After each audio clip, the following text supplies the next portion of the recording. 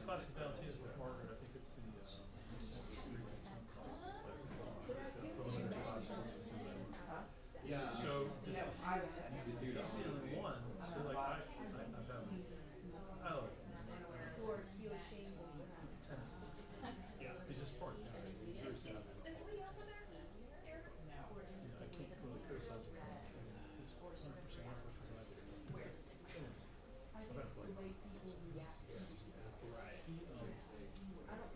Often can sit in the back. Yes, is he able to do that? No, definitely not. He's not doing school. I had last semester. Oh, you did? He was engaged with the class, definitely progressing in it, and Yes. his draft was a little bit shorter than everybody else. Yes. So I with the I didn't know you had it. So you know it's all just having like it's like we can have more flexibility between just two of us. It's like I was like, this is what we're gonna do for that. So make sure now we have more flexibility with just one student. Is he a writing letter? He is. Okay. Yeah. So yeah, he did short drafts.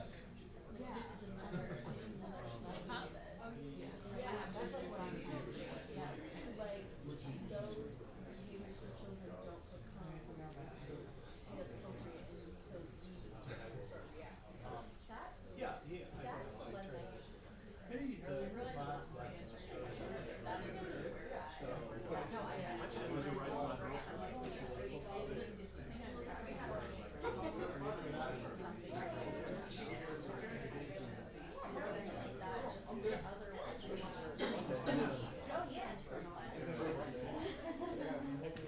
Hi everybody. I hope you're doing well. Welcome to the first. Oh, there's my. Welcome to the first fourth Monday of the spring semester 2025. Lee was supposed to do the introduction. He's running a little bit late, so I'm just doing it. Hi Lee, is it okay if I do this, or are you ready to run? All right, I'll do it. Okay. Mark Sursavage has gracefully accepted my invitation to do the first talk, which is always like it's the first of the semester, so it's always stressful. But Dr. Mark Sursavage is a native of Western North Carolina who came to North Carolina Wesleyan in 2023 as an assistant professor and director of the Writing Center. He has worked in writing centers for almost 15 years, working with faculty to support writing in the discipline classes from math, business, biology, history, education, and other disciplines, providing feedback and support to student writers, and yes, answering questions about grammar. He is an enthusiastic proponent of undergraduate research, participating as a writing coach, and mentor in a grant-funded Mellon Scholars Program. He has a PhD from the University of Houston, where his dissertation research focused on geocriticism and the production of literary space, which he'll be explicating today.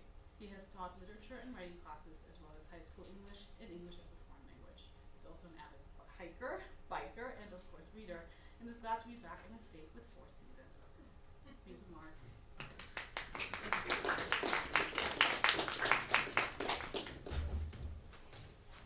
Good afternoon, everyone. So, as Doreen was mentioning, I want to get a chance to talk a little bit about some of my research background, but I want to do so in a perhaps slightly atypical way, which is to apply some of the theory and some of the things that we're thinking about in some of the presentation today as well. So I think that some of what I'm going to share is going to be a bit more typical presentation, where I'll talk about some of the research and slides. But I want to kind of intersperse that with a little bit more kind of like creative nonfiction, a little bit of narrative that's going to look to kind of push some boundaries maybe in terms of what we think of some particular genres. So with that in mind, I'm going to have a good amount to say about words. That's my area. I like them a lot. But I want to start with a picture. The images that you have here are from artwork by Krzysztof Ledicko. They're named a homeless vehicle and a polis car. So you can see the polis is a nice little play on words with police and polis. And I'll give you a little bit of a chance, the resolution is great with these, but to examine them a little bit. These are a topic for analysis for one of the theorists that I'm going to reference today, Neil Smith. And he is identifying these as ways for this artist to make an intervention into space. And so as he's theorizing and thinking about that, he's looking at expectations for abstract space and the ways that we navigate it.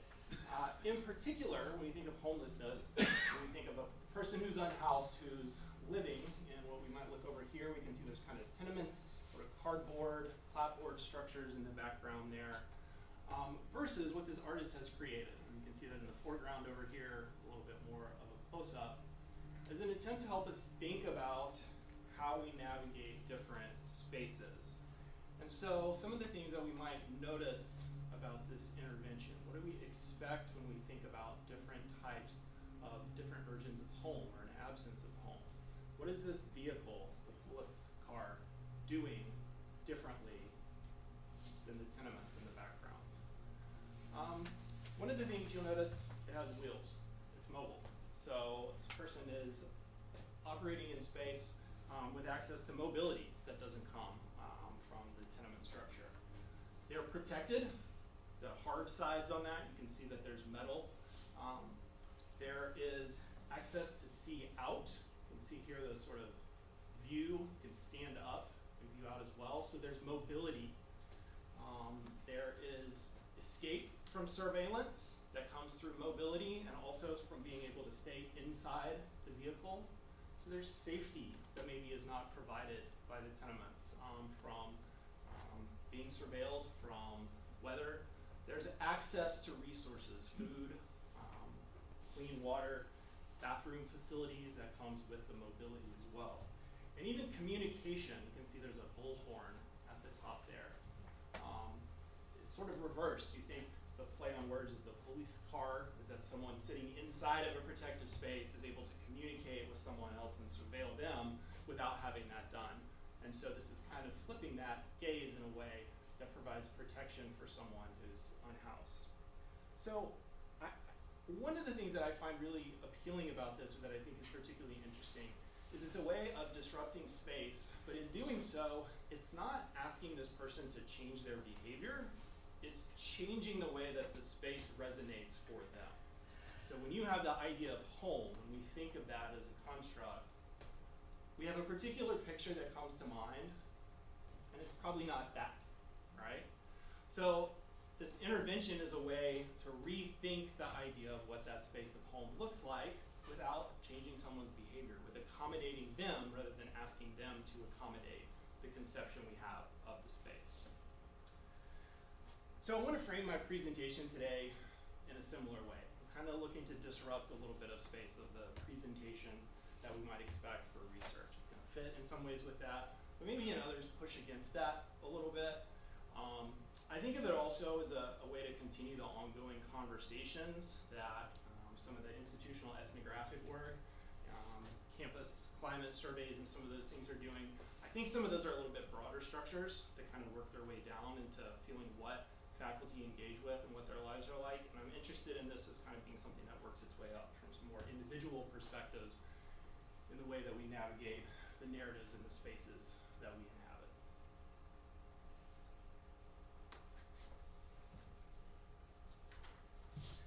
I work in writing centers and I teach writing because I love words. I love the possibilities they inhabit, contradictory ways they come loaded with meaning, and yet they can be rearranged and arranged in completely novel ways that make you wonder if you've ever actually understood the word, even though you've heard it 1,000 times. And because I love words, I love stories. Our language makes us tell stories. It functions because it constructs connections between people and their actions, between people's actions and their results, between circumstances and how those actions impact other people, how those people respond, and so on. If you're of a certain age or had a teacher of a certain disposition, you may have been forced to diagram sentences. I remember being mesmerized, which probably gave a good prediction of where I was going to end up in my career, by the process of diagramming sentences, if at times frustrated. I was particularly amused by commands. Every sentence has to have a subject and a verb. Subject goes on the left, verb goes on the right of the sentence diagram. And so what would you do with a one-word sentence like go? You add an implied subject. You put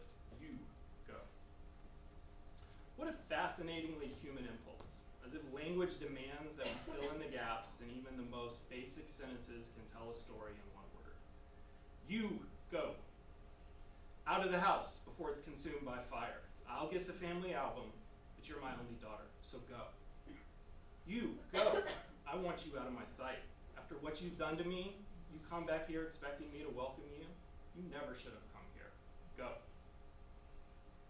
You go as fast as you can, faster than you've ever run. You've trained for this for years, and now the moment of truth is here. Go. Go. We tell stories with our shortest sentences, and we construct stories to communicate who we are, how we know things as individuals and as academics. Perhaps you think stories aren't a viable means of communicating in your discipline, but there's a reason that my favorite resource for teaching literature reviews, text by Swells and Feet, is called Telling a Research Story. The authors identify exposition, which a writer communicates the research that's been done. The action rises as the gap in knowledge is identified. And as we approach the climax, the hero, that's you, researcher, swoops in to fill the gap with the work that you've done. Hopefully your results provide a nice resolution to the plot. So if our impulse to use language to connect events to people and to create stories is a universal human expression, how do we make sense of the impulse? For me, my love of words is expressed through helping others understand how they function in order to enable their agency through writing. My attempt to understand how we inconsistently and yet systematically construct and use stories to make meaning comes through literary theory. So I want to share a little bit about the region, the area of my research, which is to look at literary theory from a couple different frameworks. So I want to share each of those and then think about putting them together to look at some of the novels that I've examined through that. The first one is going to be from critical geography. Critical geography is an area that I think is what happens when geographers are done mapping everything, and so they figure out we still need something to do, and so we've got to think about spaces a little bit more abstractly. It's a theoretical underpinning of how we navigate and understand different types of spaces. So some important concepts to understand in thinking about that. The production of space is sort of the seminal text in this area. Henri Lefebvre, French sociologist, is differentiating between places and spaces as a sort of first way to enter into this. And I think sometimes when we're talking about some of the more abstract or theoretical concepts, that looking at specific examples is a helpful thing to do. So I think this is a distinction a lot of us sort of intuitively understand, which is when we're talking about space, we're talking about a more abstracted concept of particular structure. So when we think of home, we maybe don't think of a particular location, that would be more of the place. So my address is the place, whereas that space of home is a more general understanding of how we think about the idea. Another example might be the space of a college campus. We have certain things that come to mind. White columns, a universal aesthetic, bucolic setting, open spaces, people gathering. And we might think of the more particular place as North Carolina Wesleyan. So maybe it fits with some of those preconceived notions, maybe it pushes against some others, but the difference between the abstract concept is the space, the particular iteration of it is the place. Our understanding of space is socially produced. And so what that means is it's not just something that is given, it's not natural, it's something that happens because of interactions between people and concepts. So one way to think about this is, think about the blueprint for a house. You're looking at this, it's abstracted. There's not anything on it yet, and maybe we look at an 8x14 room and a separate, similarly shaped 8x14 room.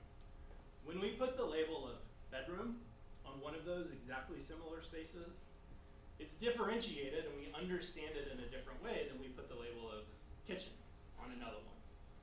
So part of that is how we understand it. We have different things that come to mind, but not only that, it actually changes how we experience the places. So think of that label again. Think about which is public and private. There are values associated with it. When you walk into someone's home, you're a guest in that space. Maybe you feel comfortable in certain rooms, not so much in others.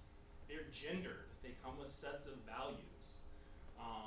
We think maybe have a third room that's a man cave, has a particular assumption of what happens there and of the gender dynamics. When you have that Barbie poster on the wall, maybe it pushes against those and is a little different than what you would expect to find in that place. The production of space can be a direct reproduction, or it can be one that alters and subverts your current experience of it. So the Polis card is a good example of this. What we mean is you are to create something, you create a home, maybe it looks exactly like what you expect, or maybe it's like that. It pushes against it a little bit. It's a little bit different from what you would have in mind. We used the example earlier of a college campus. Those images and those resonances come to mind, but we have who goes to college that has changed, and all of a sudden that space is sometimes inadequate, and you're a student sitting in a class and you haven't eaten in 2 days. It's a little hard to focus. So we have a food pantry on a college campus. Is that what we think of when we think of that abstract version of college? Maybe not. I think it's interesting to think about the fact that that's also a lot of times why those exist in closets, in recreation areas, and in spaces that aren't being used for other thinking. They were not constructed for that. And part of what I'm interested in is the way that novels either accept or push against spaces. So just like that Polis car, a novel is a cultural product that can reproduce what expectations are, or that can change and reframe those. Certain genres we might think of like a detective novel. There is a strong impulse and value for the readers of it to reproduce what the expectations are. That audience wants to see the same thing, and so there can be backlash against pushing in certain ways. Others value creativity a little bit more. So part of what this is doing is giving us a conception for how we can understand the way that space functions, whether that's literal physical space or whether it's our understanding of things like a novel. The other concept I want to talk about with critical geography is from Neil Smith. So this is the Contours of a Spatialized Politics, is the article that the pictures on the first page are from. He has a book that he's well known for called Uneven Development. And he's identifying that space can be differentiated along a scale. So if we understand that, we can see that starting from the sort of most immediate and closest in, moving from the body to the home, enlarging to the community, urban space, the region, nation, and globe, we can subdivide spaces that have particular resonances along that scale. So one of the things you may have noticed, I'm using this also as a sort of organizational framework for the different sections of the presentation today, taking those and exploring the ways that maybe some of these ideas fit with the different components. The other thing I want to look at that we're going to kind of combine with this idea of space to understand novels is narrative theory. So in literary studies, we have some distinctions between story and discourse. This is what happens in a story, and the idea that those are separate from the narration and that we can label and identify the type of narration. So a lot of times we think of a typical story that has an omniscient narrator. The example that's mentioned here is Scarlet Letter. All the characters' thoughts are accessible to somebody who is telling the story. They can move among positions and navigate those who are inside of the story world. This type of theory is drawing a strong distinction between those two spaces. There's an example here from Seymour Chapman, although there's Russian and French schools of thought that all echo the same thing. We must distinguish story space from the discourse space. There's a strong distinction between those, and that allows us to analyze the narrative structures. There's pushback against that, though, and that's from Brian Richardson, is one of the perspectives that I'm going to kind of adopt, who is looking at these different stories and saying they don't all fit with that. Some of those have first-person narrators that are part of the story world and move back and forth. There are different frameworks for understanding how the story is told, and so instead of fitting all of those into this kind of distinct division between story and discourse, maybe we should stop worrying so much about who's speaking and plotting that out and say, what is it doing? How does that help us understand what we're looking at? The quote there, by following out the very narrative voices, we find that they themselves constitute a kind of narrative that complements and underscores the central events and ideas of the story. Another way of sort of framing this is thinking how a story is told can underscore, can disrupt, or can alter our interpretation of it.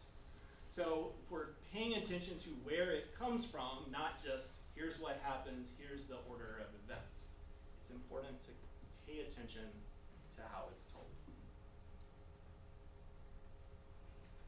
So my work looks at a set of novels and provides the combination of these two things for an analysis to sort of say, if we're looking at narration as something that has a sharp distinction between story and discourse, how is that novel situated in literary space?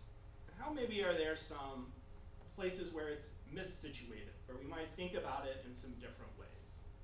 So, as any good Southerner, start with Faulkner. Absalom is a really complicated novel. It has a lot of different narrative threads, and so the sort of story discourse divide, there are like kind of the whole fanboy community of Faulknerians who break the novel down and who look at all these different aspects of it. There's one part where the narration, which is, like I said, like kind of complicated, it's really labyrinthine, that there's people reporting information from others. They're not just saying it themselves, but they're saying this person said this about so-and-so who said this. And at one point, there's 7 degrees of separation from who said information about someone else that must have been this, that could have been this, that should have been this. And so some of that criticism that I find a little ridiculous is looking at it and saying, like, here's a plot, here's a graph, here's information about who's saying this all of the time, which seems to me a little immaterial. What's the point of that? What is Faulkner trying to communicate with the idea that this narrative structure, that knowledge is communicated in these really complicated ways, in ways that sometimes obscure the source and maybe even whitewash the history, literally, in the case of this novel's plot, from what actually occurred. So moving from that, look at a woman named Wilma Dykeman. She has a novel called The Tall Woman. It's from the saying, tall woman casts a long shadow. Wilma Dykeman is born in Western North Carolina. She's not very well known as a literary author, but she was the state historian of Tennessee. She writes some really interesting nonfiction. She wrote a book about the pollution of the French Broad River 7 years before Rachel Carson published Silent Spring.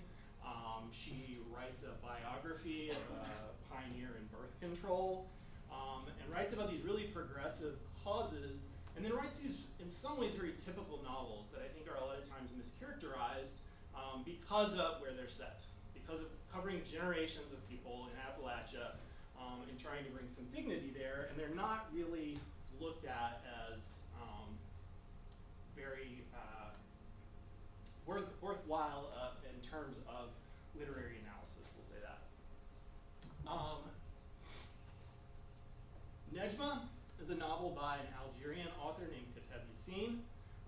It has a complicated structure in terms of the plot and in terms of the positioning. It won awards. It's written in French and won awards in France. And the author was looking sort of at the reception of the novel and had really kind of decided, instead of writing in French, he's going to start writing in Algerian. Instead of writing in Algerian, he's going to write in dialects of Algerian and produce plays. He's really interested in the ways that his novel was misunderstood, and as a result, he's going to choose a different audience for it.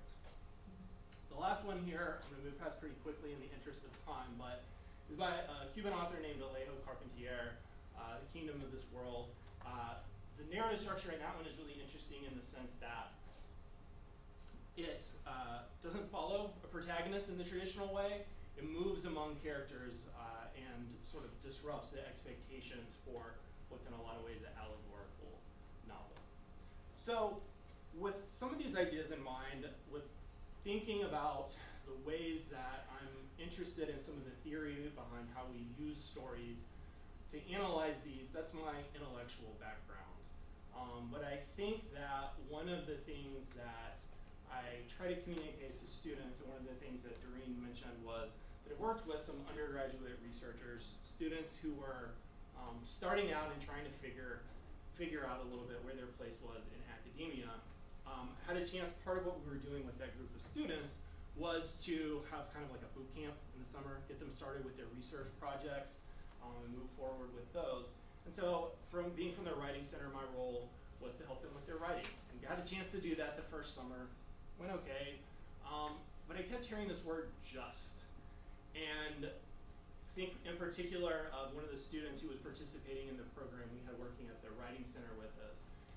She was a Sudanese refugee. She was writing story or doing her research about the stories that Sudanese refugee women had written.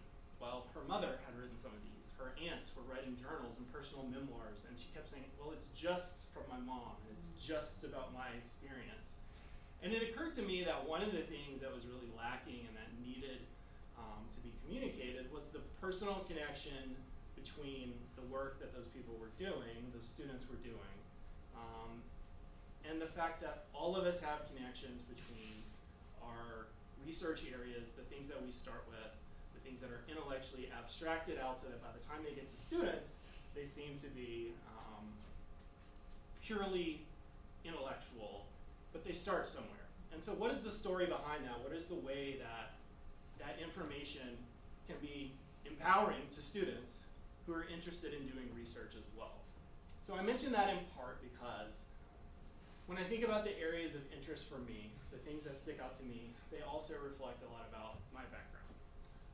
Starting from somewhere in the South, I was born and raised in the South, but moving beyond that and thinking about the ways that people are characterized and mischaracterized as a result. I grew up as an evangelical Christian. My parents were missionaries to Bangladesh, and my older sister is adopted from Bangladesh. And so part of growing up was navigating in spaces in which people sometimes knew and sometimes didn't know that a person of color was a part of my family. And the ways that people communicate and characterize their views and the things that they have to say to you in each of those different spaces was part of what makes me want to understand how do we navigate difference in those different contexts. How that story is told is important. And if you ignore where it comes from, then you don't understand the story. And so that's part of what I want to explore a little bit further. In the summer of 2023, I relocated to Rocky Mount from Houston after 12 years, 6 apartments, 3 dogs, 2 writing center jobs, 1 marriage, and a PhD. Back in the Tar Heel State, I was now a 5-hour drive from my family instead of the 14 hours I'd driven from Houston multiple times during the pandemic. My dad had been diagnosed with Parkinson's disease in 2010 and had remained active. As a former college athlete and coach, he stayed on the move, hiking 100 miles in the Great Smoky Mountains to celebrate the 100th anniversary of the park at age 70, each step alongside my mom. The disease had progressed, the social isolation of the pandemic had taken its toll, and he increasingly needed help beyond what my mom was able to provide. Besides my adjustment back to the real South, which included reacclimating myself to dodging the cloud of cigarette smoke you encounter when you exit Walmart, acknowledging the God-given right to drive in the left lane at whatever speed you'd like your F-150 to go, and my increasingly desperate need to find a decent avocado, my fall semester was a welcome reintroduction to teaching and a challenging but manageable introduction to Wesleyan students. The one significant interruption was a panic phone call from my mom, which fortunately I was able to answer immediately. She was on the side of the highway because my dad, confused and not recognizing her, had grabbed the steering wheel in an attempt to make sure the strange woman in the car, my mom, wasn't driving so erratically. Somehow my mom managed to safely cross 4 lanes of traffic to get back to the house while I stayed on the phone with my dad, attempting to calm and distract him while wondering the whole time if I was going to be listening to the car crash that killed my parents. I drove to Waynesville in western North Carolina as soon as I could, and we made adjustments to make sure somebody was always with them in the car. My dad's behavior was particularly striking because it was so out of character. Parkinson's can cause hallucinations, and my dad would ask if anyone could see the boy standing in the yard by the mailbox, or the two women in the front of the house. And when it was just me, he disclosed, sometimes he would see disturbing things that he didn't want my mom or my sister to know about. For the most part, he maintained his congenial and positive air with an optimism that not only belied his limitations, but that had, so far, rendered them subordinate to his will. I should also mention that my dad's optimism in dealing with his physical limitations was particularly striking because of his physical stature. My dad had been a two-time All-ACC defensive end at Clemson and was physically imposing presence at over 6'3", sturdy frame with 230 pounds and hands that engulfed yours when you extended your arm for a handshake. Also, his name was Butch Sursavage. While my great-grandfather can take credit for immigrating from Lithuania and amending the longer and unpronounceable surname into Sursavage, Butch seemed to have been willed into existence by my father as a 3-year-old. His actual name was Joseph George Sursavage Jr., but he went by Butch from the time he was a toddler, and when I asked my family, his older sister included, how this came about, no one seemed to know other than the fact that it had always been obvious he was and would be Butch, as indeed was the case. If you want to know what he looked like, I can offer to trim my hair and my beard, which you'll have to imagine in the meantime. I'm the spitting image of my dad. So much so that when I was in my 20s with short hair and a neck thick from football workouts, my mom took one of my dad's football pictures to her work, and her coworkers asked, why is this picture of Mark in black and white? But the most distinguishing feature about my dad was his demeanor. My dad was consistently calm, laid back, and measured in his responses. He was gregarious and agreeable, so much so that on road trips, my mom, sister, and I, all introverts, would roll our eyes and bury our heads back into our books when a stop at a gas station inevitably resulted in my dad having a 30-minute conversation with the person next to him in line. My dad could be passionate, especially about sports and family, so when he combined the two as my high school basketball coach, there were some broken clipboards and a punched folding chair that nobody could bend back into shape, but always laughs afterwards and a self-deprecation that made sure to communicate that intensity of feeling was not the same thing as aggression. At my dad's funeral, the phrase I heard over and over again was, gentle giant.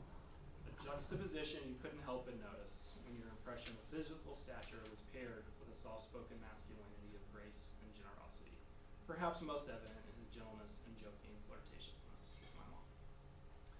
So my dad's confrontation with her in the car was alarming because of the clear safety risk that it indicated, but more so because it augured changes that were significantly out of character. I went to Waynesville for Thanksgiving, and my dad was often himself, but increasingly, when he was tired or frustrated by his inability to move without assistance, he would become agitated or emotional. After we had put my dad into bed, a process that now took 2 of us, since his mobility had become so limited that he couldn't move once he was on the mattress, my mom would come into the living room and cry. I hate Parkinson's, she would say. Voice quivering, the memory of wrestling with my dad into place, fresh in her mind. If death is the extinguishment of the human will, what's the degeneration of age but the gradual sloughing away of parts of oneself? If our body doesn't make us who we are, our mind does. Take away a person's mobility, still they can communicate. Take away dignity, you can be nothing but honest. Take away memory, still you have the present. Take away insight, still you have me. One night as I lifted my dad into bed, he looked up at me and smiled. He kissed me on the forehead. I hadn't even realized I'd done it. I blushed at the realization, not because of embarrassment, but because I'd been completely unaware of my own actions. I did, didn't I? He smiled gently in the way that he could now, as if the effort required pulling a string tied to the corner of his mouth. Thanks, Dad, he confusedly said. In the first week of December, my dad's walker was replaced by a wheelchair, and by the following week, he was on hospice. The hospital bed was moved into the living room. My schedule of getting Parkinson's meds 7 times a day was pared down to a handful of times, but required grinding pills and mixing them into applesauce or yogurt, and eventually with water, so they could be delivered through a syringe. During one of the hospice doctor's visits, she observed me giving meds, putting a damp cloth on my dad's head when it seemed warm, swabbing the corners of his mouth, and moving between the bedside and my notes on the table so I could tell her anything I'd written down that she may need to know. kids? She asked. No, I said, taken aback by the question. That's a shame. I turned my head away to try to hide both my initial surprise and the dismissive grimace that followed immediately. What did she know about my decision to have kids or not? Who was she to impose her idea of what a father should be? Don't shoehorn me into a life you've chosen because of men you know are different. If you didn't think masculinity should be so fragile that it can't handle some care work and emotional labor, how does that make me responsible for your choices? I was surprised by my strong reaction, but something about the way masculine care was unexpected struck me as an affront to what I was about to lose. As Christmas approached, my dad kept hanging on, but the doctors and nurses' faces were increasingly placid, as if to impose acceptance of inevitability on all of us. The meds I unwrapped and administered were replaced by the gift of morphine. Please don't die on Christmas Day, my sister lamented.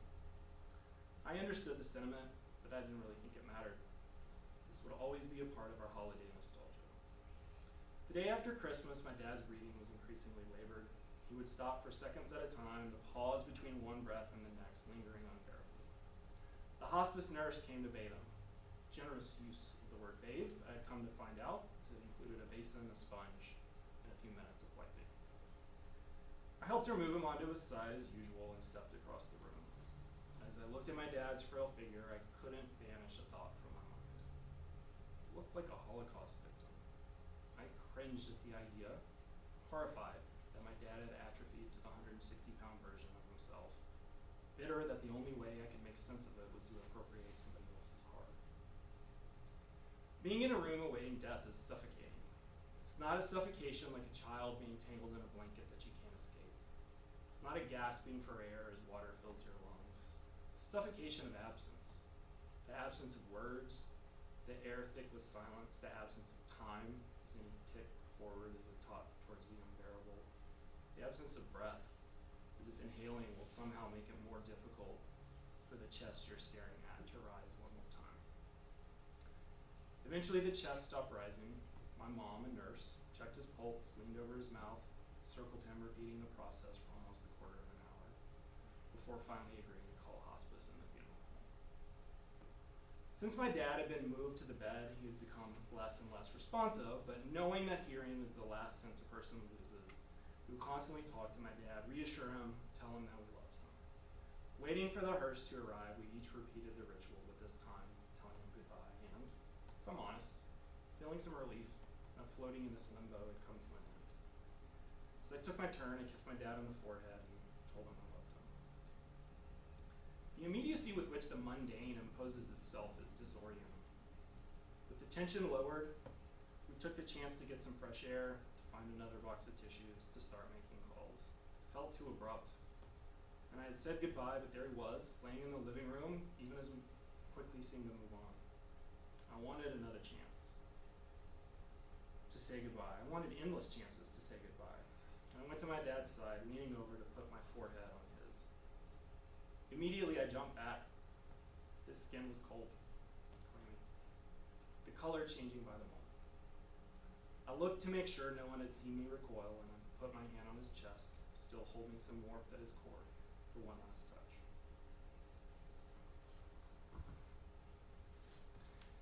After my dad's death, the church community that he and my mom had been part of was amazing. They were generous in making sure that we had food that we could eat every day. They were essential in planning the funeral, the ceremony, and both the music, who could sing, who could do sound, who could provide a reception and make sure everything went smoothly. They visited and brought mementos, and most invaluably, they shared memories. Some that one or all had never heard, others that were more like a recitation, and that we'd heard them so many times we could speak right alongside the narrator. Having grown up as an evangelical Christian, I wanted to be respectful of the church, the amazing people who'd been so giving to my parents and my family.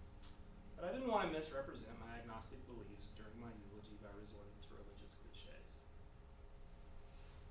I shared memories of my dad with a couple hundred attendees, and I explored what I thought my dad's journey would be like by describing one of the many camping trips we'd taken.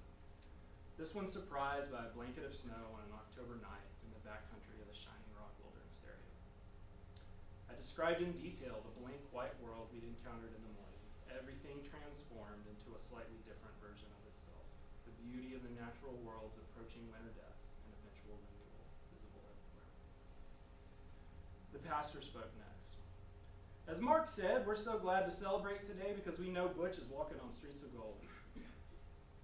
I'm fine with anyone, religious or not, navigating and narrating their world in a way that makes sense to them.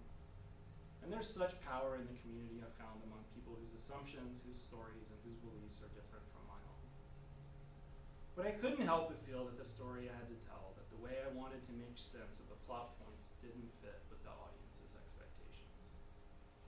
Stories have the power to articulate, to elaborate. They also have the power to elide, to conceal.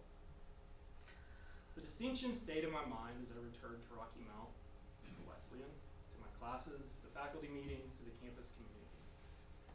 We all tell stories to put events together in a way that makes sense to us. We can experience the same plot points, but our narratives may be very different. You may say, I'm in the humanities, and I have to defend the liberal arts mission of this university. The charlatans and positivists who want to produce obedient employees whose ability to think is compromised by their inability to look up from their phones. In business, we don't waste students' time talking about social justice. We meet them where they are and make sure their money provides them with an opportunity to actually change their circumstances. I think there's a way to do things, principles that haven't changed in centuries, that are the basis of knowledge in my discipline. So why would I change? The purpose of the university is to produce knowledge. My research allows me to pursue that real goal, so how everyone else spends their time is immaterial to me. I'm grateful for the opportunities this university has provided, and to maintain the status quo is a sign of respect. To critique it is impertinence that builds consensus through false pretenses. I only critique the things I care about. Demand for something better is the utmost expression of respect. Our narratives, assumptions we build them on, and our divergent values mean that we will inevitably create very different stories. So rather than try to make them all the same, to fit them into a framework that simplifies, I wonder if we could see our colleagues and ourselves a bit more fully if we became more sensitive readers of the text. Focus a little bit less on speaking and a little bit more on what's the narration doing now. What do our individual stories indicate about our community and the way we need to respond?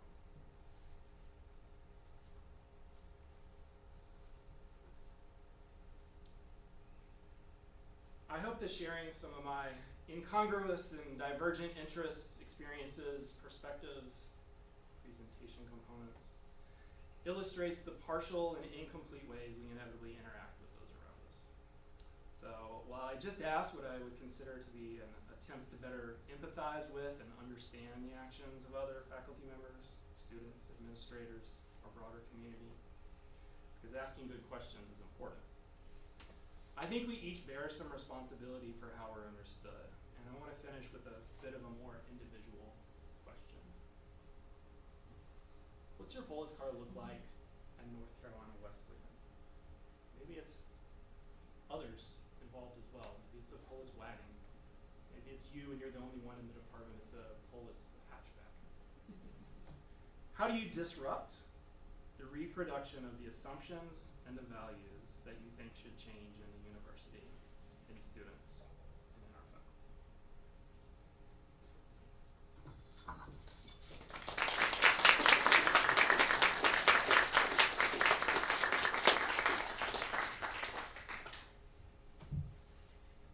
What's up? That's all I got. I'm happy to hear feedback, questions. Yes? As we return to the police car image, I wanted to get your thoughts on what it looks like. Is this a Polish artist? Clearly by the name of Polish extraction, he's based in New York. Is the location in New York? It is. I wonder, so this looks like a Russian tank. There's something going on, like for me, because I grew up in East Germany, we had like tanks everywhere, so it looks like, the things they left to remind us of the boss, right? Mm-hmm. And I wonder the defensiveness or defendedness of the police car, because it's a little fortress. is that a home? Is it what makes the home homeless? You know, there's something going on about the shape of this home that's mobile and gives you sort of, you are becoming the spectator. You can evade the disciplining and you can also look back, but it looks like a tank. Right? It's like carrying war with it. And I wonder if our police car could, also police in Polish means police, right? If we can think of our police car as something that's not martial or a weapon or, you know, a war instrument. Yeah, I mean, I think it's probably largely indicative of a liberal arts and humanities background, but you know, I'm not. This is a artist producing this. Sure. I love looking at novels, Okay. and the sort of like narrative of art is something that's disruptive. Mm-hmm. I think is overplayed sometimes and like makes it seem more political than it is.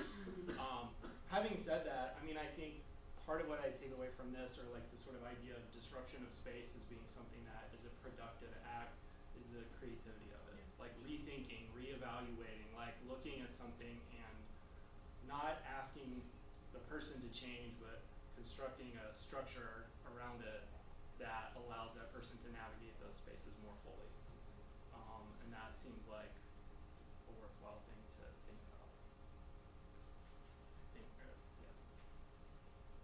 This was really brave. Thank you.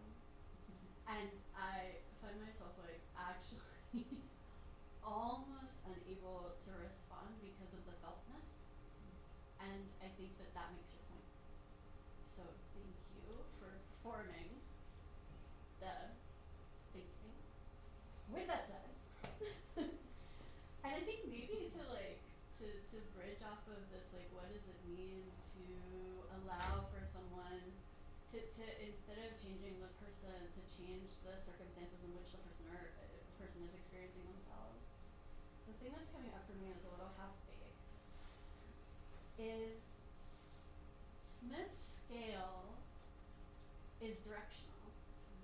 When you bring Richardson's idea about how a story is told can do interesting things to its interpretation, what can that bring to Smith a bidirectionality in which imagination becomes a project of embodiment, and how does that relate to all of this? Sorry.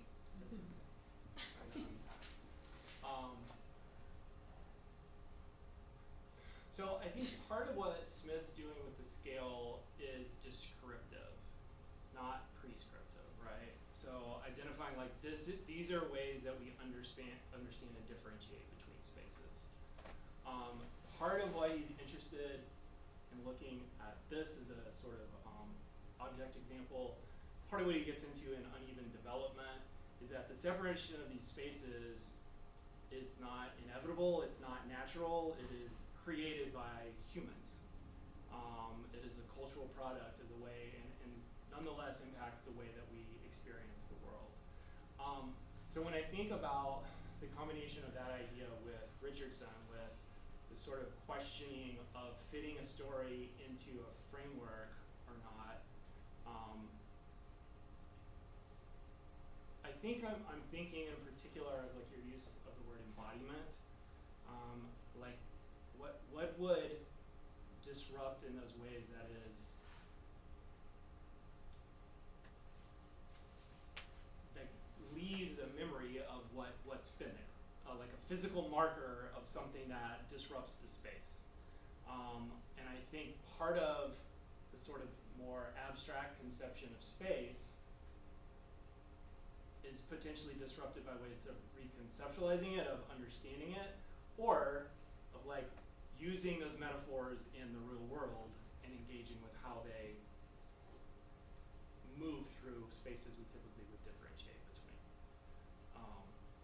And or in this presentation, did you not just put a whole world in your body?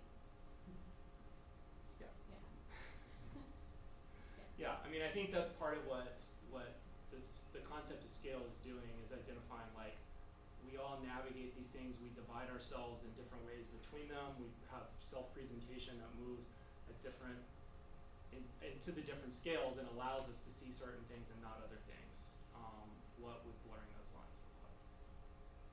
You did it. Tempted. Chat. Some other time. The conversation is shifting. Yeah, we're still here. That's right. Other questions, comments?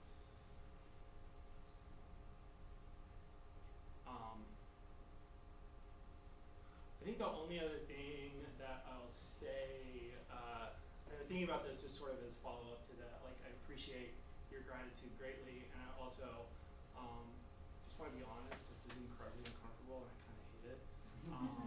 And part of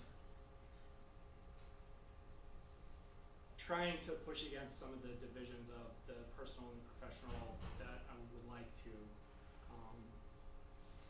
more fully realize is uncomfortable, and I question whether some of the use of personal things is appropriate.